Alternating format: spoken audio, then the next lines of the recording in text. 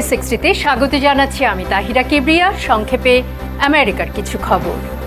যুক্তরাষ্ট্রের president Donald Trump বুধবার আনুষ্ঠানিকভাবে সব ধরনের ইস্পাত ও অ্যালুমিনিয়াম আমদানির ওপরে শুল্ক 25% বাড়িয়েছেন।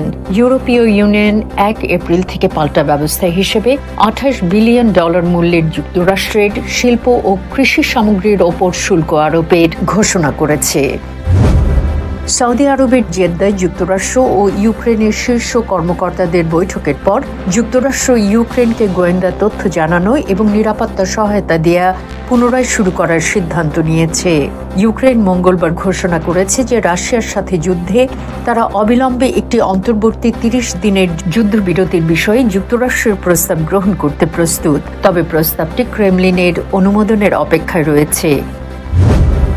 রিপাবলিকান সংখ্যাগরিষ্ঠ যুক্তরাষ্ট্রের প্রতিনিধি পরিষদ মঙ্গলবার ফেডারেল সরকারকে 14 মার্চের পর অর্থায়নের লক্ষ্যে স্বল্পমেয়াদী ব্যয় বিল পাশ করেছে।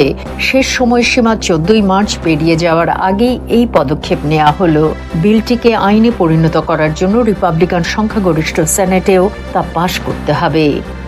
আজ এ পর্যন্তই। Tahira Kibria, voice of America, Washington.